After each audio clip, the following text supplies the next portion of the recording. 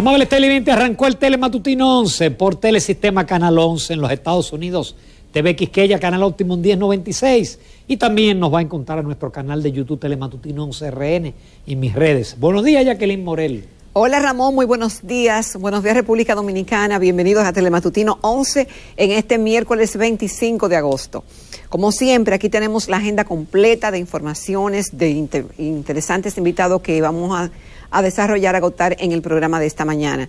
Nos acompañará el licenciado Melanio Paredes, ex ministro de Educación, miembro del Comité Político del Partido de la Liberación Dominicana, y también nos acompañará Eliferbo Erasme, quien es el director de la Unidad Técnica de Proyectos de Desarrollo Forestales de la Presidencia. Ojo, un tema importantísimo, la titulación en Hondo Valle.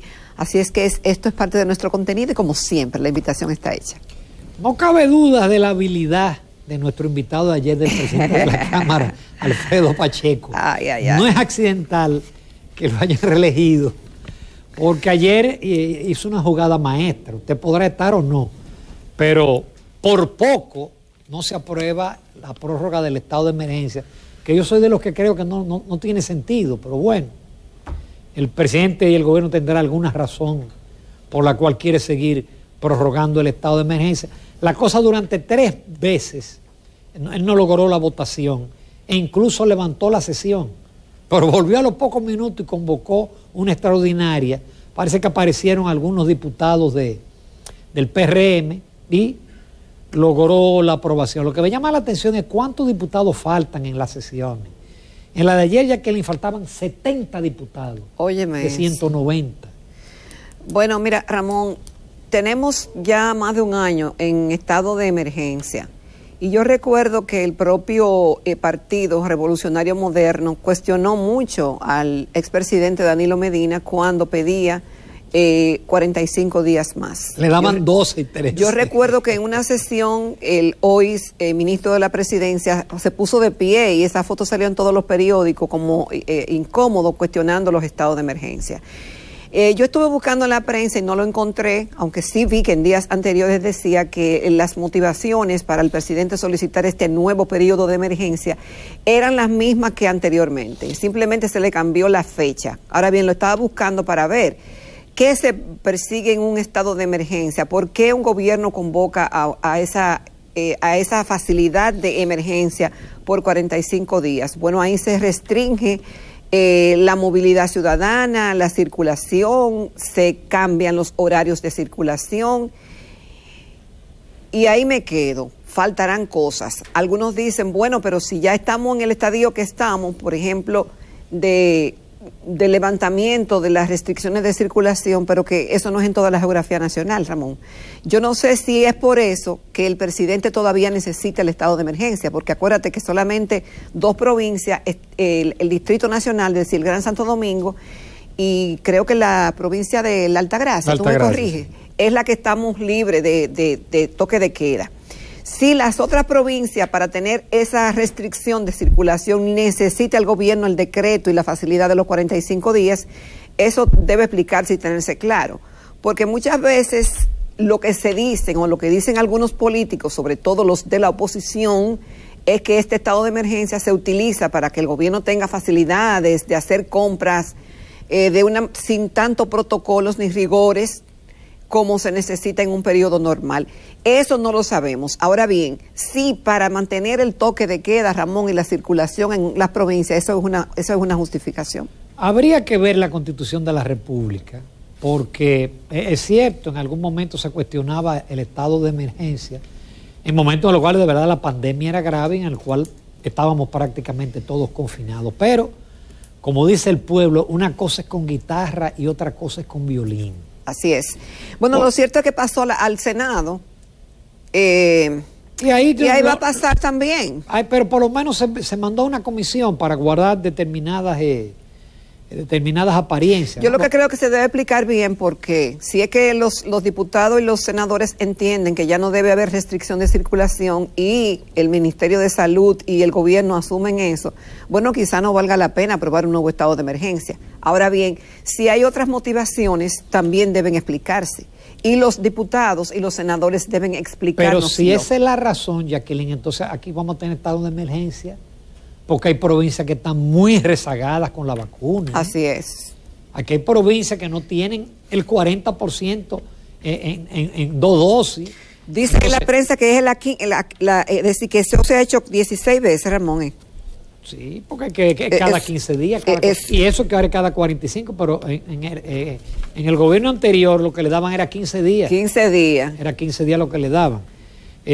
Parece que vamos a tener estado de emergencia para rato, porque el llegar al 70% de los vacunados parece que no va a ser sencillo. Si esa es la motivación, ahora debe aclararse, porque también yo me pregunto, si esa es la motivación principal, ¿por qué la resistencia ayer y por qué tuvo que irse a 3 votaciones? ¿Y por qué se manda una comisión de estudio? Y por qué hay dudas de lo que se piensa hacer con eso.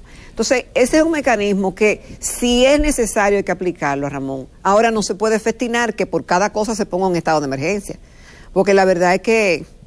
Escuchemos a los juristas. Hasta lo mucho Dios lo ve. A los juristas y a los expertos constitucionales. Por otro lado, yo creo que todos los partidos de oposición van a aceptar la convocatoria, ya lo dijo Leonel Fernández.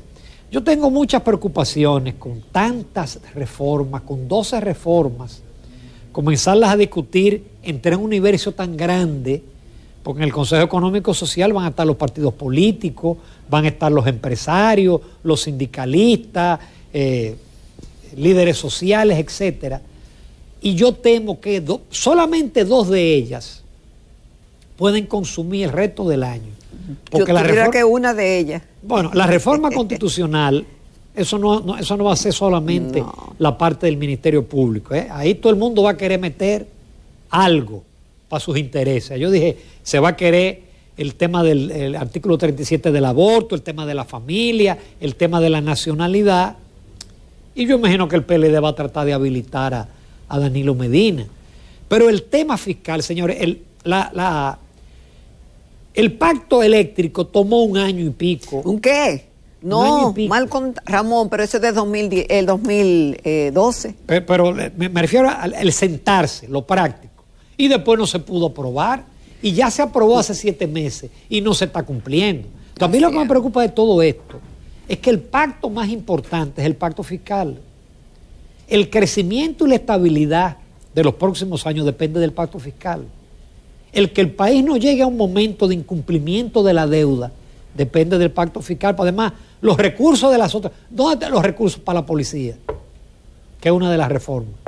Sale del pacto fiscal. Entonces yo temo que esta discusión entorpezca el pacto fiscal o que el gobierno en algún momento se salga y decida, aprobando su mayoría, lograr la implementación de estas cosas. Yo estoy de acuerdo contigo, Ramón, porque la agenda es excesivamente ambiciosa.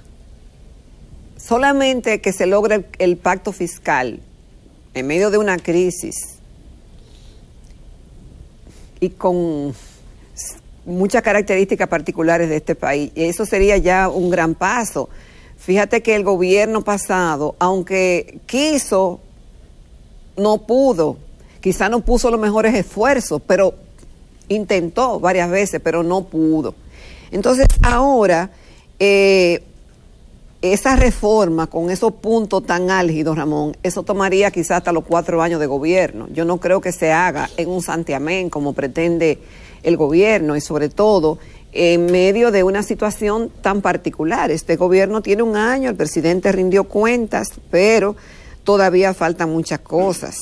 Me encantó algo que escribió el periodista y analista Melvin Peña, que él puso, Ramón, en un artículo que les invito a leer en el periódico Acento. Es verdad lo que dijo el presidente. La primera mitad de su discurso fue una lista de logros sujetos a confirmación, y la segunda mitad una lista de promesas sujetas a la realización. Es decir, ahí se resume realmente todo. Y en medio de este panorama habrá que ver si se está en disposición de lograr ese consenso. Ahora, lo bueno es que me agrada la idea de que los políticos, los partidos y los diferentes miembros que conforman el Consejo Económico y Social están dispuestos a participar a esa invitación que obviamente de buena voluntad ha hecho el presidente de la República. Pero hay preguntas. Muchas. Si ya se hizo un pacto fiscal ¿por qué el tema eléctrico está dentro de la reforma? Se supone que en ese pacto fiscal está contemplado. No, si ya se hizo un pacto fiscal, eléctrico. Un pacto eléctrico. Se supone que ese pacto eléctrico era una reforma eléctrica. Entonces, ¿por qué ahora vamos a otra reforma eléctrica? No lo entiendo. Si todavía esa no se ha cumplido, y reitero, una reforma fiscal es una cosa complicada, porque todo el mundo, nadie quiere que le apliquen impuestos. Entonces usted va a tener ahí un debate, y si eso, la reforma fiscal no se aprueba en el 22, en el 23 ya no es posible. El 23 es un año político, es un año ya de primaria, de reelección y de muchísimas cosas. Ahora yo te digo, si el presidente lo hace, si el gobierno lo hace, logra un consenso, lo hace justo y lo hace bien, se va a casar con la gloria. Porque es una necesidad. Ahora se la juega. Pero hay que hacerlo bien si se va a hacer. Por ejemplo, la reforma laboral, la reforma a la seguridad social, todo eso es bien complicado. Y eso es, mira, solamente con eso, Ramón, se agota la agenda. Y hemos visto que estamos hablando de reforma laboral hace 10 años. Y de reforma a la seguridad social hace como 5. Y del Código Penal 20. Y de la ley de partido 20. Y Código Civil, etcétera, etcétera. Por otro lado, qué bueno que se van a instalar centros de vacunación en las escuelas y en las universidades, porque hay que hacer un esfuerzo final. Apenas hay 4.5 millones de vacunados con 2 dosis. Y estamos hablando de una población de 7 millones, que era la población objetivo. Pero con una sola dosis hay apenas 5 o 7 millones. Se ha ralentizado. La gente que acudió masivamente al inicio, ya usted nota que hay una dejadez. Y hay vacunas de sobra, Ramón, pero de todas las marcas. Eso está bien, que lo pongan en las universidades y en las escuelas, porque hay que poner puntos. Ojalá pongan un punto en cada esquina, y si esto nos va a ayudar. Ahora bien, no son en las escuelas y en las universidades que están los que no se han vacunado. ¿Tú oyes? En los barrios que están los que no se han vacunado, porque no es la población objetivo de 14 a 17 años. Los profesores fueron de los primeros que se vacunaron y tuvieron el privilegio, y qué bueno. Pero no es ahí que están, no. Es en los barrios. Y si se hubiera hecho un registro como debe ser, los barrios, Jacqueline, supiéramos, Ramón. Hay gente de clase media que por razones religiosas no se la han puesto. Pero esos son los menos. No se la han puesto. No. Yo conozco instituciones privadas donde llevan un listado y se ha llegado a un punto en el cual hasta el 10% se niega a ponerse la vacuna.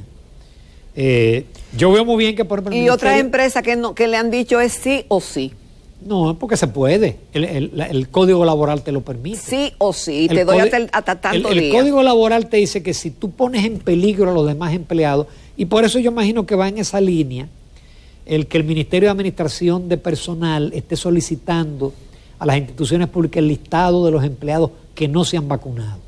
Porque también ellos pueden aplicar ahí el Código Laboral. No, porque tú no puedes poner en peligro a los demás que se han vacunado y que se han protegido. Así es. Por otro lado, está muy en el tapete en la prensa el tema de los desaparecidos. Ay, Ramón, sí. Yo pensaba que era en México nada más que se desaparecía la gente. No. Mira, cuando yo dirigía Telenoticias, nosotros teníamos un segmento sobre desaparecidos. Claro, el que venía aquí a poner una denuncia tenía que traer el acta de la policía. Y nosotros diario teníamos 1 y 2 desaparecidos. Pero ese número que dice los derechos humanos, 10.000 desaparecidos en 5 años. En 5 años. Demasiado. Y entonces la noticia se ha puesto sobre el tapete porque hay 30 desaparecidos en este mes, inclusive el actor Iturbide y gente más o menos conocida, porque hay casos en los cuales hay personas que sufren de problemas mentales, que se desaparecen, pero hay casos de jóvenes que no se entiende la desaparición y que bien pudiera ser un crimen. A mí me preocupa mucho esa situación, Ramón. Y claro, pedirle a la policía que lo resuelva todo, eso, lo que vemos muchas películas en Estados Unidos, en A&D, se da cuenta de la cantidad de personas que asesinan y que los cadáveres nunca aparecen y que los casos no se resuelven. Bueno, pero la policía es la que tiene que dar respuesta y que tiene que interesarse. Tiene que hacer la investigación, pero no es sencillo. No, pero tenemos, este es un país pequeño, aquí nos conocemos, aquí hay muchísimas cámaras instaladas, más de la que uno se imagina. Aquí hay forma de seguir la trazabilidad de las personas, si se quiere, y eso tiene que cambiar, porque eso da muy mala imagen al país. Un país tan pequeño, yo no digo que en países donde están esos cárteles grandes, tú sabes cómo se desaparece la gente y con cuáles propósitos, pero que esa cifra sea la que dice ese Comité de los Derechos Humanos y lo que reseña la prensa en el último mes. Eso amerita, Ramón. Habría que ver la exactitud de esa cifra. Eso amerita, Ramón, que se reúnan. Tú sabes que este es un país donde las estadísticas de cosas tan grandes como el COVID no son exactas ni certeras. Entonces, hay alguien que tiene un área dedicada a verificar cada desaparecido y que no aparezca, porque en estos días, en el fin de semana, la policía dijo, aparecieron 5 personas que estaban desaparecidas, entre ellos 2 menores que se fugaron guapitos con sus padres. Pero bueno, nos vamos a comerciales. Nuestro invitado es el licenciado Melanio Paredes, exministro de Educación y actual miembro del Comité Político del PLD.